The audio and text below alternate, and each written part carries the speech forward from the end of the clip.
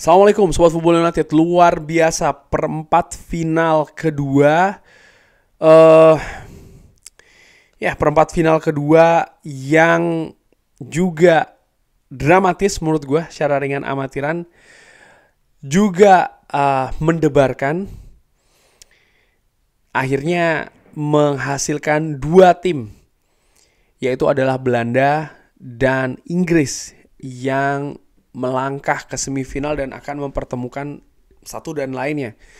Di video kali ini gue akan membahas terkait dengan review pertandingan pertama adalah Swiss menghadapi Inggris. Well, menurut gue secara garis besar ya, pertandingan ini membosankan ya. Ada periode-periode membosankan cukup banyak sebenarnya, terutama di babak pertama. Tapi ketika berjalan ke babak kedua memang ada perubahan, dan ya bahkan Swiss mampu mencetak gol duluan melalui Bril Embolo. Penampilan Swiss sendiri menurut gua tampil solid, kerjasama bagus, sistem juga solid ya, juga rapi. Dan ini seperti apa yang mereka tunjukkan di Euro, di pertandingan-pertandingan sebelumnya, di mana di babak 16 besar Swiss membuat kejutan ya kan, dengan menyingkirkan Italia dengan penampilan yang juga bagus. Dan tadi mereka menunjukkan hal tersebut. Inggris dengan Gareth Southgate menurut gua ya pragmatisme itu terlihat dan konsisten dilakukan, namun berhasil karena dengan beberapa perubahan misalnya yang dilakukan setelah tertinggal 0-1, dan itu dilakukan secara langsung ya, mengganti pemain misalnya memasukkan Luke Shaw, memasukkan Cole Palmer, dan juga memasukkan Eberechi Eze. Ini memberikan hasil sih. Bukayo Saka mencetak gol. Golnya menurut gue cukup keren ya. Cukup keras bola yang ditendang oleh Bukayo Saka dari ya sudut yang mungkin agak sempit. Akhirnya 1-1. Dan Inggris lagi-lagi menunjukkan karakter, karena di pertandingan sebelumnya ketika mereka menghadapi Slovakia, itu juga mereka tertinggal dulu. Slovakia juga tampil bagus, tampil agresif, tampil menghibur bahkan. Tapi Inggris dengan karakter dan ya penampilan yang pragmatis akhirnya mampu lolos. Dan ini lagi-lagi mereka ketika menghadapi Slovakia mereka mencetak gol di perpanjangan waktu. Ketika menghadapi Swiss mereka mencetak gol ataupun mendapatkan kemenangan ini di babak adu penalti. Dan kalau gue lihat misalnya dari Algujo yang dipilih dan menjalankan penalti, tendangan tersebut sukses semua ya. Cole Palmer, Jude Bellingham, Bukayo Saka, Ivan Toney, dan Trent Alexander-Arnold. Ini semakin memperkuat dugaan gue sistem pragmatis itu sih. Jadi memang ada simpul-simpul di permainan yang diandalkan betul oleh Gareth Southgate.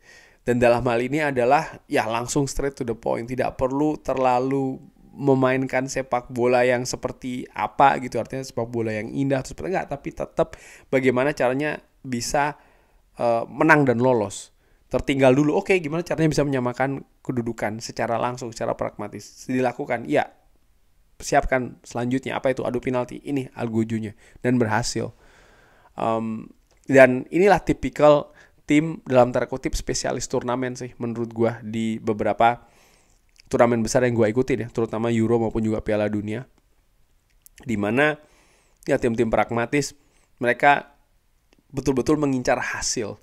Dan itu tidak ada kesalahan sih menurut gue dengan lebih berfilosofi seperti itu ya, karena turnamen apalagi negara ini akan dilihat dari hasilnya ya kan, di mana mereka akan selesai, apakah mereka akan menjadi juara, runner up, atau semifinalis. Dan so far so good ya, the Three Lions mereka bisa melangkah sampai dengan semifinal. Artinya apa yang diterapkan oleh Gareth Southgate ini berhasil. Walaupun mungkin ada yang berkata ya beruntung adu penalti. Yes, adu penalti ada sisi keberuntungan, tapi bagaimana Algujo yang disiapkan dan mereka bisa mengeksekusi dengan bagus penalti-penalti tersebut. Ini kan juga hal yang dilatih. Dan dari situ gue melihat ya mereka mempersiapkan dengan bagus ya. Congrats Inggris. Dan Swiss juga menurut gua Congrats, selamat juga Swiss bagaimana ya mereka bisa memberikan warna berbeda di Euro kali ini. Permainan tim asuhan dari Murat Yakin ini praktis mereka belum pernah terkalahkan. Mereka tidak terkalahkan menurut gue selama waktu normal. Karena di penyisian grup mereka 2 kali imbang, sekali menang. Mereka membuat kejutan menyingkirkan juara bertahan Italia. Dan ya mereka harus tersingkir dari runner up edisi sebelumnya Euro, yaitu adalah Inggris dengan adu penalti. Ya menurut gue Swiss sangat layak keluar dari turnamen ini dengan tetap dengan kepala tegak, ya itu maksud gue. Dan di pertandingan kedua Belanda menghadapi Turki. Nah, fans Turki sangat banyak di stadion Olympic Stadium di Berlin, luar biasa. Dimana biasanya supporter oranye juga yang lebih mendominasi, tapi di pertandingan tadi mungkin juga karena memang banyak imigran keturunan Turki juga kan ya di Jerman, jadi stadion banyak pendukung dari Turki. Bahkan gua sampai menulis tadi di Twitter, Belanda seperti bermain tandang nih.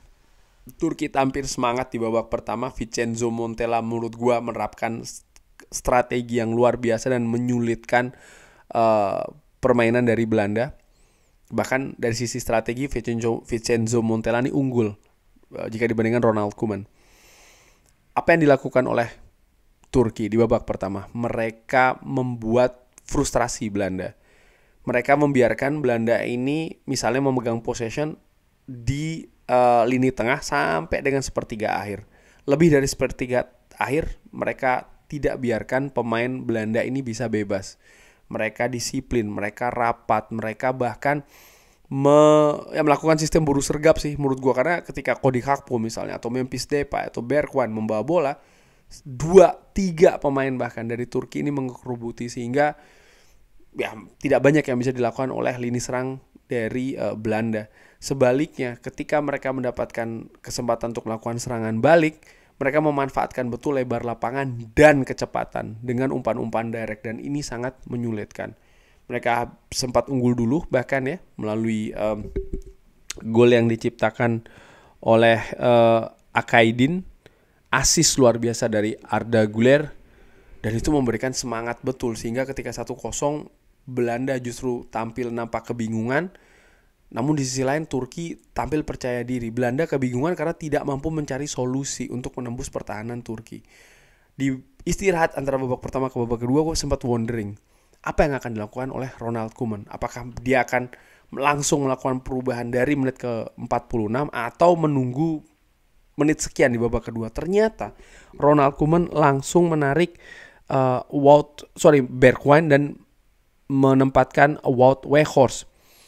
Dan ada perubahan formasi juga dari kecenderungan 3-4-3 dia rubah menjadi 3-4-1-2 dengan menempatkan seorang Xavi Simons di belakang Memphis Depay dan juga Wout Weghorst. Di sisi lain juga menempatkan Wout Weghorst di lini depan. Ini membuat Belanda lebih tajam ketika melakukan crossing. Karena ketika di babak pertama mereka berusaha untuk menembus melalui sayap, melakukan crossing, tapi ya tidak ada pemain yang bisa jadi ancaman di kotak penalti dari Turki. Mereka juga lebih mendorong Dumfries nih untuk naik ke atas. Mereka juga menaikkan tempo, agresivitas juga dinaikkan, dan itu berhasil. Luar biasa taktiknya ya. Belanda menyamakan kedudukan melalui Stefan de Vrij dan akhirnya berbalik unggul justru 2-1. Tapi yang menarik adalah setelah situasi 2-1, Turki seperti mendapatkan momentum yang sempat hilang. Dan Belanda pun juga tidak otomatis ketika mereka telah 2-1 lalu mereka mundur ke belakang. Tidak, mereka juga tetap tidak ingin terlalu banyak memberikan momentum kepada Turki. Dari situ ada permainan yang cenderung terbuka menurut gue dari kedua kesebelasan, dan ini sangat menarik. Serangan silih berganti. Belanda sempat mendapatkan beberapa momentum, Turki pun juga demikian. Lini belakang Belanda tampil solid, Verbruggen juga tampil bagus, dan ini menjadi pelengkap menurut gue hasil di pertandingan tadi, terutama bagi Belanda, di mana mereka tidak tampil maksimal di babak pertama. Di babak kedua lini depan tampil bagus, tengah juga oke, belakang plus kiper tampil bagus semuanya. Namun demikian gue juga melihat ya ini pertandingan yang sangat menarik, seru dan menegangkan. Turki mereka tampil berbeda di babak kedua, terutama setelah tertinggal 2-1. Tapi yang mereka harus hadapi lini pertahanan yang juga lebih solid dari Belanda. Dan sama seperti Swiss sih, gue melihat ya Turki sangat layak ya untuk bisa keluar, ataupun ketika mereka berakhir dari turnamen ini tetap dengan kepala yang tegak. Kurang lebih demikian. Jadi akan ada semifinal antara Inggris dan juga Belanda. Menurut gue ini akan menjadi semifinal yang juga seru. Tapi bagaimana menurut Sobat Football United? Perempat final tadi sekaligus juga prediksi semifinal. Gue secara dengan amatiran memprediksi tim Belanda yang akan lolos ke final. Tapi bagaimana menurut Sobat Football United? Silahkan drop di kolom komen. Terima kasih sudah menyaksikan. Jangan lupa like, share, dan juga subscribe. Wassalamualaikum warahmatullahi wabarakatuh. Thank you.